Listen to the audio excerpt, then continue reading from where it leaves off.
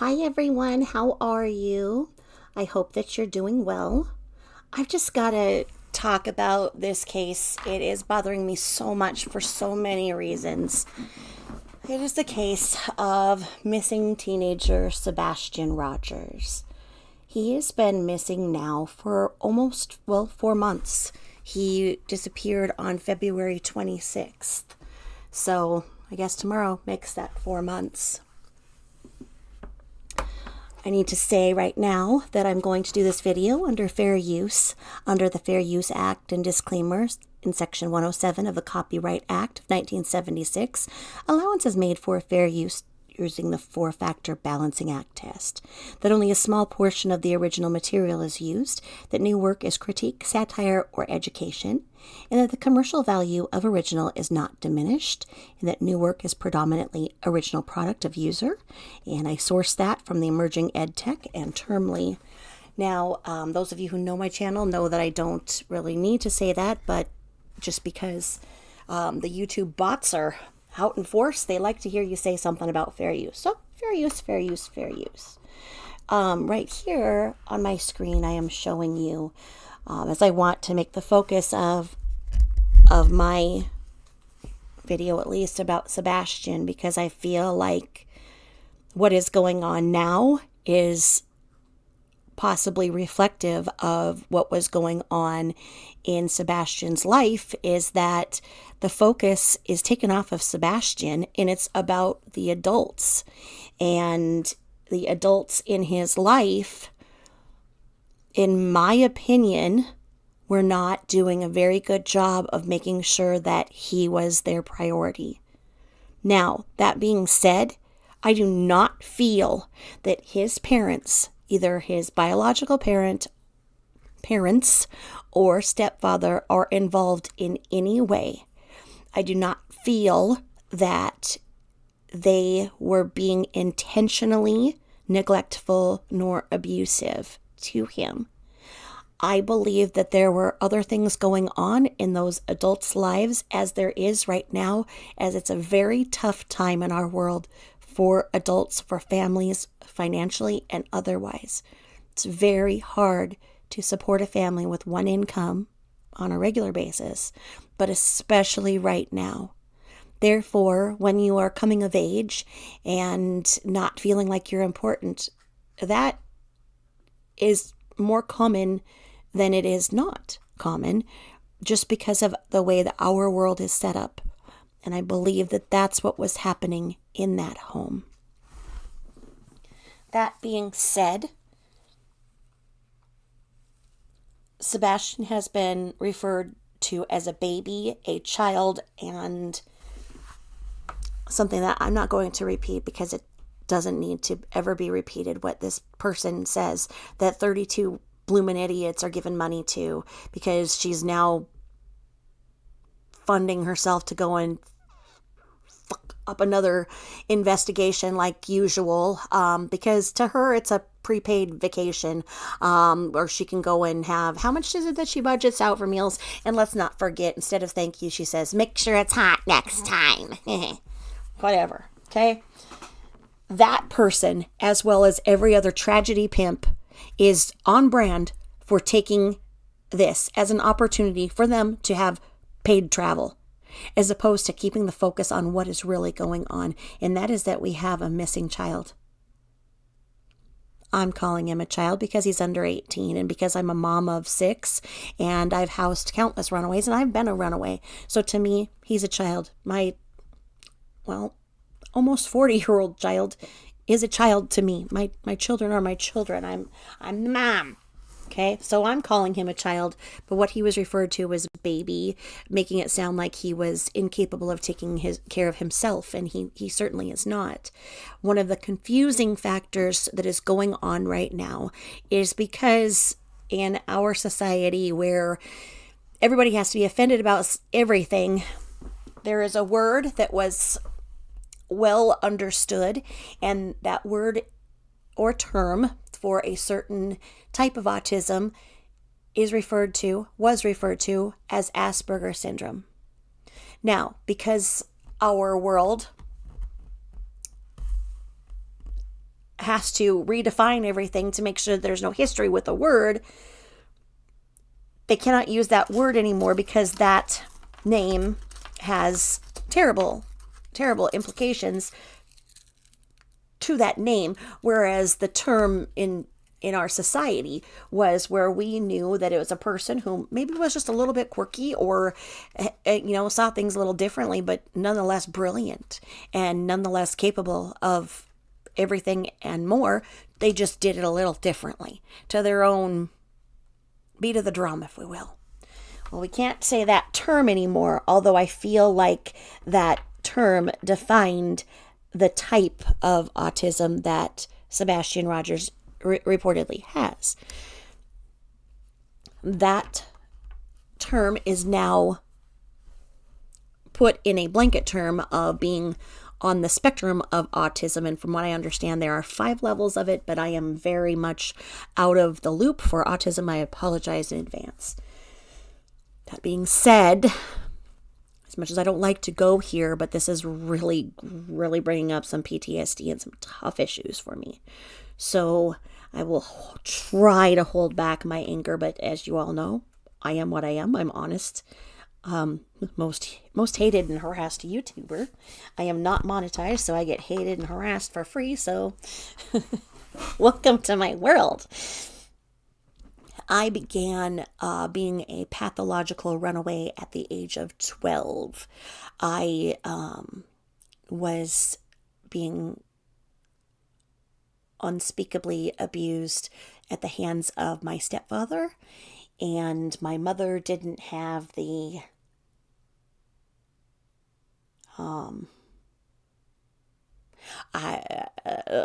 to do anything about it, because she herself is just not really capable of anything. I raised my siblings, and it was very difficult for me to make the decision to start running away, but I knew that if I didn't, then I would not make it through the next beating and abuse sessions that I was taking. And I would always step forward for my siblings and take what they were getting and more, so that they would never be affected. And it was hard for me to make that choice to run away, because I knew that they would not be protected. And that was my greatest fear. I didn't care that I was enduring the abuse. But my abuser, my stepfather, was a policeman. So a policeman in a small town, looking like he's top cop to everybody else. But in truth, every day after church, church day was some of the most horrific abuse that one could ever think of. But so anyway, being my 12-year-old self and raising my siblings and making the choice that I did, that I had to run to stay alive, was very difficult. Now, that was in the 80s. There were not the resources that are out there for me to have found. I had to be very resourceful, because I was in a small town running from the most well-known and probably popular at that time cop. Everybody thought he was just the shit, man, because he was so strict and, just, ugh. Anyway, to be a runaway in a very small town, so that not only no one else can find you, but the police can't find you, was no small feat. But I had learned to outsmart the cop in my house daily, hourly, minute by minute at times. So from my experience in being a runaway, I see this story in a different way that others might. That's the theme of my channel. As you all know, I think backwardsly, because I think in ways that most people shouldn't. If you don't think the way that I do, that's great, because that means that you weren't subjected to the kind of abuse that I was. That's wonderful. I would never want that for anybody. That being said, I am not saying that he was being abused maliciously and in the ways that you would think of. Rather, he was a 15-year-old boy in a busy household, had visitation with his father, and it sounds like the relationship between his mother and father was not always great, that there was a lot of stress and baggage with that.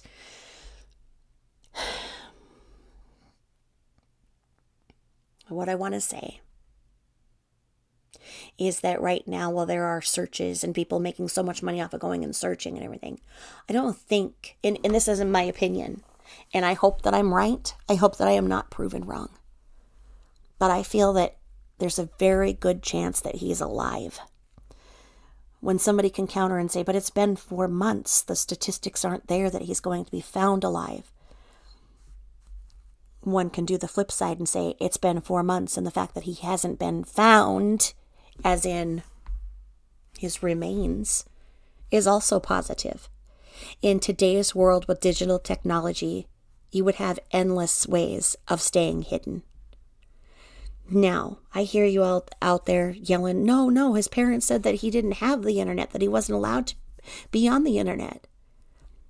Okay, those of you who are moms and dads and have teenagers, you come and tell me with a straight face that your 15-year-old isn't on the internet. That would be the same thing as in the 80s, somebody saying that their 15-year-old son had never seen a naked woman. It's the way that it is. Kids will find out things. In schools, from 4th grade on, my children had to have laptops. They had to have internet access for their homework. So this BS that he didn't have access to the internet, no, that's not true. And it speaks to what I'm saying, is that who he was not understood in his own home. And there were bigger things probably happening. I, as a mom, cannot tell you the amount of things that happened online. Well, we kept a strict rule in our home that you could not be on your computer anywhere where it was not in the common family area. So we had like the open office area where all of the kids' computers were lined, and so the computer monitors were out. So there, if I'm walking by bringing laundry, they're walking back and forth. I walk over to one of them. I'm doing something, wherever, walking anywhere into the house. I'm continually walking past the computers. Do you know what those kids were doing where I thought that I saw everything? Because when certain things happened and we had to say, what in the Sam hell's going on, and get in there and audit what was going on, let me tell you, you have no idea of who your child is talking to. You can't. And to act like you have a handle on it and that you actually know, you don't. You have no idea. They have shown over and again that these these video games often have adults posing as children playing. That I believe the best exposure to that is Gaia, G.A.I.A, and it was this it was like supposed to be like this imaginary realm where kids would go and whatnot, and it had all kinds of pedos that were ultimately busted because there was a way of currency and money, and that was huge. So, well, the kids are thinking that they're talking to other kids. They're not. This is common knowledge. This is easy to find. I believe that let's see, the youngest I saw my child solicited for,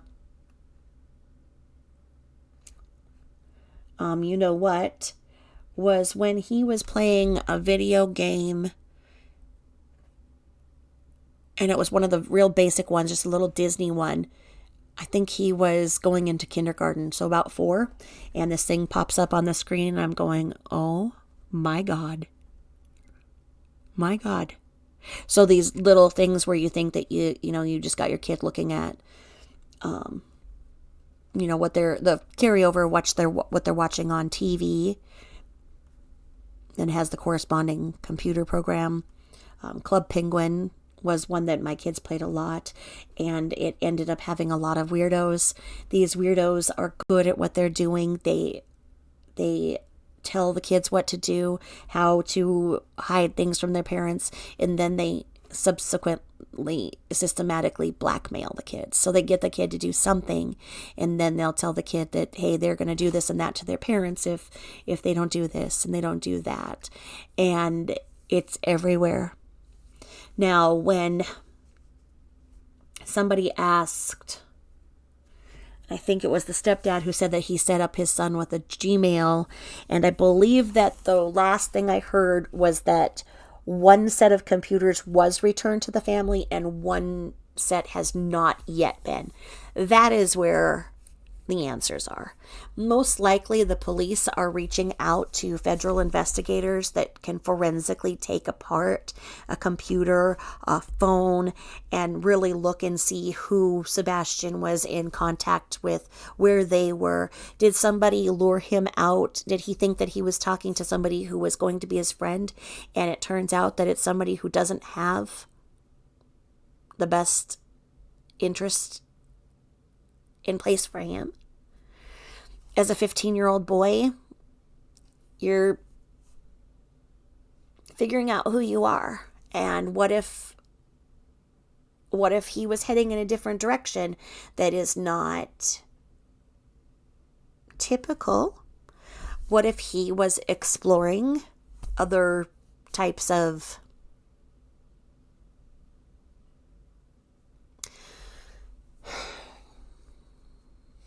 how do I say it without offending anybody? At that age, you're just trying to figure out who you are and what turns you on. So what if there was somebody who started grooming him in that direction? We can hope that it was a group of people who have his best intentions and that he is safe and that he is in a position now where it's a lot bigger than he thought it would be. He thought he'd go missing and no one would really notice or care, and he'd be able to go and live on his own and figure things out in the way that I want this story to turn out. But let's not be naive here. People take advantage of 15-year-old boys, 15-year-old girls too. That's how kids get trafficked. They get lured. So continuing to give money to tragedy pimps that are acting like, oh, they just found an area that they're going to go and search and they just need all this money from you and allotted meals and everything, just stop. Stop giving money to the tragedy pimps. If you stop giving money to these idiots that make this about them, then maybe the resources could be centrally located so that when and if Sebastian makes a call to somebody that he can trust, that maybe the resources could be there. What if it was that Sebastian realizes that, you know what, hey, he got in a position he wasn't thinking of, that he's not comfortable, he wants to come home, but he knows that he's going to be in trouble or feels he's going to be in so much trouble and wasn't happy where he was at. What if there was a fund that was set up so that Sebastian could have a safe place to fall? So that if he made this call, that right away there would be resources there for him. That there would be a guardian ad litem, which is an attorney for a person like Sebastian, like he's in. I was a very worldly 12-year-old runaway, and I got myself a guardian ad litem very early in the game so that when I did get in trouble and need to, surface for a little bit, I had representation in the court to put me in emergency foster homes. And I think that something like that would be very appropriate right now. I would like to say that there are resources for runaways. I would like to suggest something like Boys Town, but I know there are controversies with that. And I can say that in my experience of helping my children's friends that are runaways, there are not places for them to go. That if you go online and you look through all of these numbers, they're going to lead you to the fact that there's no placement, there's nowhere to go. But Sebastian, if you're listening, go online and start Start calling at Boys Town. Start saying, hey, look, I need help. I need to know that I'm going to be protected if I turn myself in as a runaway. You don't have to give your name right away, but start working with somebody, because right now, all of the resources that are going are really thinking that you're not safe. So if you are safe and you want to come closer so that your family knows, and your dad, mom, and stepmom know that you're okay, but they also know that for you to live at home is not anything that you are wanting to do anymore, and that you've taken this step to show that you are unhappy at home, please reach out. Please go back on the internet, look at resources for runaways, and just start calling and ask for what could be done. If you turned yourself in, how could you be safe to know that you would not have to go back home if you did not feel safe? And then that may mean that you would need to talk to somebody. That may mean that CPS could get involved because you're under 18.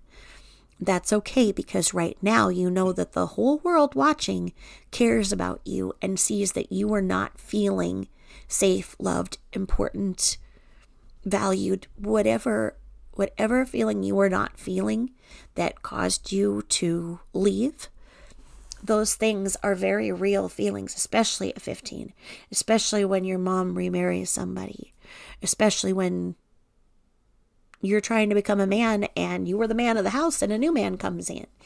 Those things are very normal. So if indeed Sebastian is out there listening, please know that there are people out there that have you in mind and know your pain and have felt your pain, and that are going to be there to make sure that you are valued and safe, and that maybe living with your parents might not be an option that would ever be okay for you, but there are other ways to work with things. Perhaps you could have a plan with your parents that made you feel that you were more independent and valued and not treated as a child as you were trying to grow up. And if it is true that your parents said you couldn't have the internet and you're a 15-year-old boy, that would be very, very unrealistic and problematic, especially with the world the way that it is and peers. So, Sebastian, if you're listening, there are people like me who are out there who love you and want you to be safe, and know that the circus that is going on online right now is representative of the way that you felt. You felt left behind. You felt unseen. Well, you're seen now. You're valued and you're loved. Now back to my audience. How could we get together and pull so that there are resources? Is there somebody who is in the Tennessee area, most namely, let's see here, in the Hendersonville, Tennessee area? Is there a guardian ad litem that would be willing to give me my email address? Of course, for Sebastian or anybody to reach out to is Tabitha Jane 0, not an O, Tabitha Jane 0 at gmail.com. So TABITHA JANE 0 at gmail.com. Because if we could have a system in place so that if somebody who knows where Sebastian is, or Sebastian himself, can call and say, hey, I want to let everybody know that I'm okay, but I would like representation in court to say that I need to be emancipated. Emancipation is a very real possibility in this situation. I know that different states each have different emancipation laws, but as Sebastian has proven, he is capable of advocating for what he wants and needs. And so if those resources could be lined up, I would love that. I would love to have this possibility that this group of people who has nothing but Sebastian's best interest in mind would come together, and I or somebody else trusted would have that list of resources so that Sebastian would know that he's going to be safe, that he's not in any kind of trouble, that what he went through was in the past, and things can be better. They really can. At age 15, think back to who you were and how hopeless and helpless you felt. And that feeling of just wanting to run from everything and everybody, start all over. Maybe that's what he did. Maybe that's what Sebastian did. Maybe that's what he's doing. One of the things that breaks my heart, and I do not think that his parents did this in a malicious way, but one of the things that I very much am bothered by is that when Sebastian's mom started dating who would now become his stepfather, he had a cat. I don't know if he had cats, but he definitely had one cat. And he reportedly loved that cat very much. But his new stepdad, who was dating his mom, was very much allergic to cats. And so his mom said, no problem. If we're going to be dating and getting serious, I'll get rid of the cat. That would be devastating to any child, but especially a very sensitive child such as Sebastian is. If he's on that autism scale, often children of that line of thinking respond more naturally, honestly, and lovingly to animals. I don't know exactly what the science is, but I know that it has to do with the way that dealing with people and eye contact and the back and forth is sometimes too much and too intimidating to somebody on the spectrum. So an animal who you don't have to worry about the eye contact and the back and forth and whatnot, an animal can be very trusting and start to create those bonds of empathy. And so imagine, here you are, your mom starts trying to bring a new daddy in, and the new daddy says, you can't have your cat. And it's like to Sebastian, that would have been like his child. And it's like, okay, you can't have that cat. That cat goes away, and here's your new daddy. How does that feel? Can you imagine?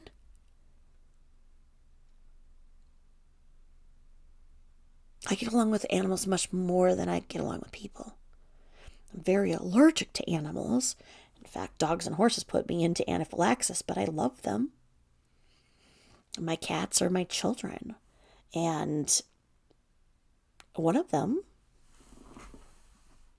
well, I won't say his name right now, because then I'll wake up and start being a holy terror. He's my favorite child. And by far, by far. And my kids know it. They ask me why I love him more than them. I can't explain it. I can't explain why he's my favorite child. But he is. And so imagine if Sebastian was on that way too, and he was sensitive like me, and that was taken away for this new person coming in the house. And to me, being in that situation before, in that I can say,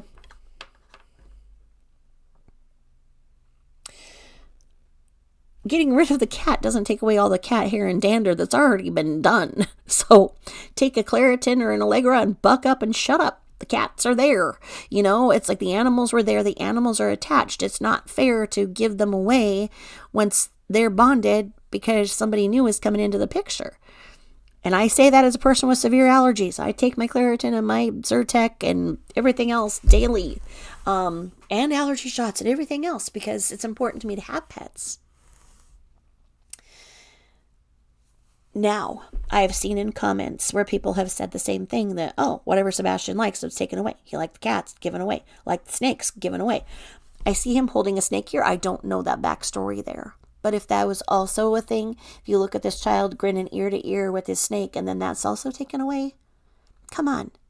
You're a 15-year-old boy who was the man of the house for whatever time period with the mom. New daddy comes in. Everything you love is taken away. And you are essentially feeling emasculated. Who are you? Then you're controlled. You're not allowed to have the computer like every other friend that you have. And some of the things that were described as discipline show that maybe they weren't as patient as they could be. Again, I do not see his parents as maliciously abusive. Like, I'm not saying they were sadists. I'm saying that they might have done some things that aren't ideal, but who's to say what is right in today's world? Okay? I'm just saying that looking at it from this child's perspective, something happened. I don't believe that his mom, stepdad, or dad had anything to do with his disappearance. They reported him missing right away. If they were to unalive him, generally, you don't report him missing right away. Then, of course, devil's advocate can say, well, maybe he was missing from the day before. I don't know. I'm just saying. And then there's the people who say, oh, look, they went out of town and they're doing this and they're doing that. Well, like Chris got on a panel the other day and said, look, my bills didn't stop because Sebastian went missing. You know, Chris is a military man. He understands that you have to put one foot in front of the other until you begin walking, because you have to provide. And he is providing for his wife and I believe he said his daughter. So those do not make it seem to me that those are things that make somebody seem guilty or not. I just believe that a lot of things are being unsaid because the tragedy pimps have blown this up into the same crap they did with Summer Wells. And Summer Wells, you know, that 3 years now. And I don't agree with the way that the tragedy pimps went for Summer Wells' parents. And I don't agree with the fact that a bunch of weird, toothless losers are still making an income off of the disappearance of Summer Wells. Who are these people and why do they do this? And why do they not put the focus where it needs to be on the actual child? Why continue to perpetuate the problem that there obviously was, where the child was not at the epicenter of importance in that moment in time?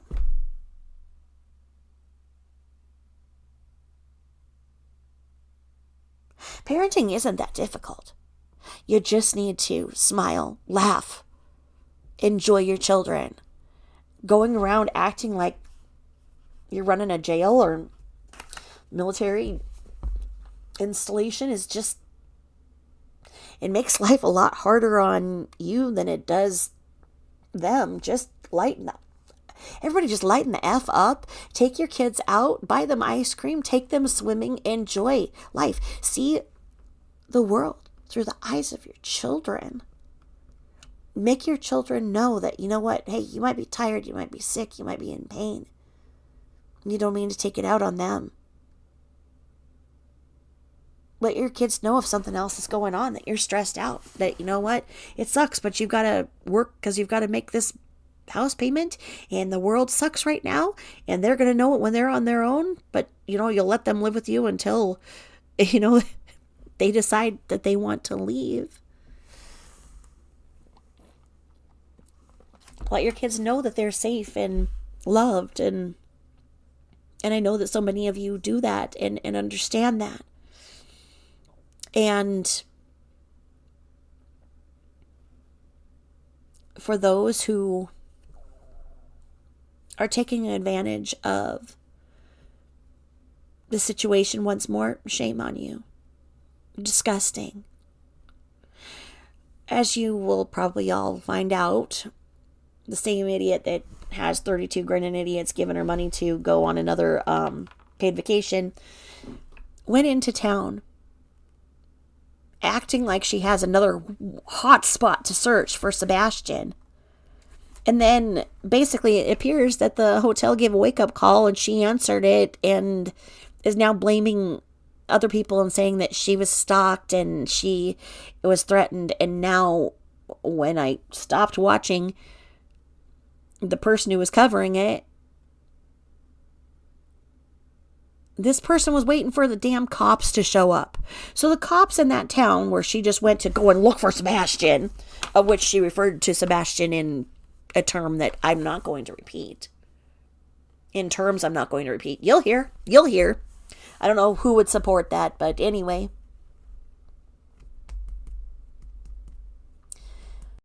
She's now made the police have to go and respond to her, taking away, once again, every time that there's something going on in a town with a high profile, stressful incident in a community, she inserts herself to get a bunch of money. The idiots pay her, and then she makes that police department that's already overworked, underpaid, overstressed, then have to put her as a priority and deal with her commands in her new false reports. She doesn't get actual threats. She's not me. She doesn't know what I wake up to. Okay? Like I say, I'm the most hated YouTuber and I don't make money on it. So I don't make money for all the threats that I get. She makes a ton of money for pretending to get threats, because if she has 32,000 people giving her money and giving her enough money to travel around with and everything, if she's getting threatened, she's well paid to be threatened. It sucks taking the threats for free. I'm just telling you right now. So anyway, let's get together and let's put more resources in place so that if Sebastian does reach out, there are options in place so that he doesn't have to go home if he doesn't want to. That needs to be a conversation here. And it's been too long before anybody said anything. If you want the best coverage on this, I think Queen Bee does it best. Queen Bee has a panel that she has relevant topics of the week, month, whatever, going on and these YouTube streets, and she does a panel, and there are some regular panel guests that are really, really insightful, and they do a very good job of hosting great conversations. And so if you want to hear the most dependable and up-to-date, I feel, information on what is happening in this case and other cases, sub up to Queen Bee. I think she's great. And let's not forget the power of prayer. Let's remember to pray for Sebastian's safety. And if my hunch is right, let's pray that he gets the courage to call somebody and start working a plan, and knows that he doesn't have to go home if he doesn't want to, that he can be represented and he can find a safe way to coexist with his parents that he may not want to live with. Let's really hope that it's that. Let's hope for a great scenario like that. Thank you for listening, and have a great day or night.